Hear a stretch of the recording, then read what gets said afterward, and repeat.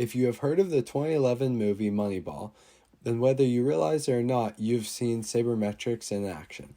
This podcast series not only defines what sabermetrics is, but also explores the science which started only in the MLB and is now being used in all levels of youth baseball, from minor league baseball down to little league ball. I am Wes Dawkin, a high school student at Hanover High and a lifetime baseball player, as well as a certified umpire. Welcome to the Baseball Fanatic podcast. Welcome to the Baseball Fanatic.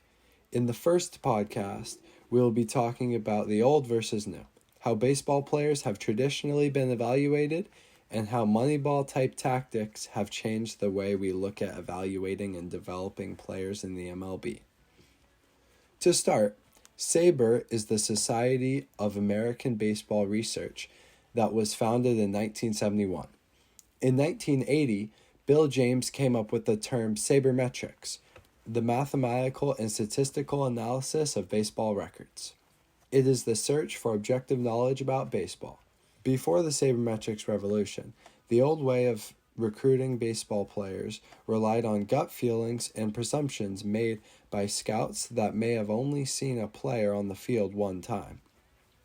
These decisions were often made based on how athletic someone looked or on the confidence the player projected rather than their history of performance. Bill James, considered the guru of sabermetrics, changed all that. Let's look at how managers thought about evaluating players. The 5 tools of baseball are hitting, hitting for power, running, fielding, and throwing. Having any or all of these skills is nice to have, but there's a reason why hitting is listed first. There aren't many players that are successful at all 5 of these tools. Also, these 5 tools are difficult to evaluate objectively. For example, there's no stat that measures throwing. Bill James only found 44 true 5-tool players out of the 2,771 players who played at least 500 major league games during the 20th and 21st centuries. Of those 44 players, according to Bill James, which includes Bobby Abreu, David Wright, and Andrew McCutchen. Now let's talk about a real-world application, Moneyball.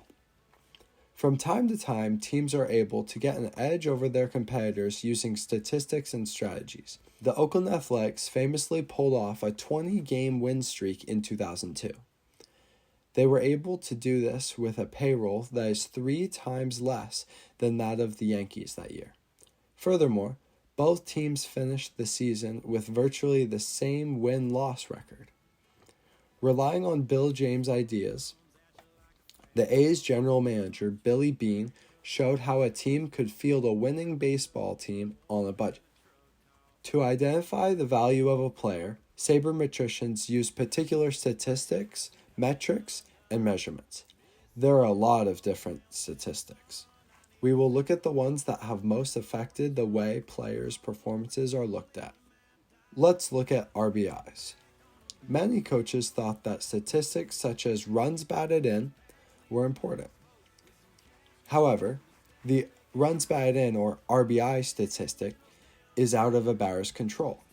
For a player to have a high number of RBIs, he must have runners on base to bat in. Really, whether runners are on base or not is up to the luck of the game as well as the skill of the hitters in front of a player in the batting order. Thus, RBI is a lousy way to assess the value of a batter. Let's consider OPS. Traditionally, when looking at hitting, most players and coaches would focus on the batting average. But now that we know about OPS, this statistic is factored as well. Developed by Pete Palmer, OPS is on-base percentage plus slugging percentage. This slugging statistic takes into account a batter's ability to get on base and his ability to hit for power. It does not account for how far the ball goes, but instead how far around the bases the player goes. The on-base statistic showcases the importance of a batter's ability to attract walks, hit by pitches, as well as hits. This changed the way coaches and players defined a successful at-bat. They used to think that you were only a good batter if you could hit the ball, and thus mainly focused on batting averages. It used to be that it was embarrassing to get a hit by pitch or get a walk. However, everyone wanted to be a hitter. Now, because of the shift to on-base percentage, players are recognized for getting on base any way they can. Take the statistic batting average on balls in play, for example, aka BABIP. No hitter has control over whether the fielding team fields their batted ball. In fact, neither the hitter nor the pitcher can control the outcome of a ball in play. However, the head coach can by utilizing the shift. The shift is a tactical fielding formation where players adjust their positions to cater to particular hitters at certain points in the game, certain points in the lineup, and for particular at-bats. Although a player's BABIP is often out of the control of the hitter, the only thing he can do to improve this statistic is simply hitting the ball harder. Harder hit balls in play have a lower chance of getting hit because the cone of fieldability is smaller. I call this stat the cuff. The cuff is the area around the baseball where a fielder could possibly field the ball. Meaning, if a hardline drive is hit 15 feet from the center fielder and the ball's cuff is also 15 feet, then the center fielder will likely field the ball or have to make a diving play on the ball.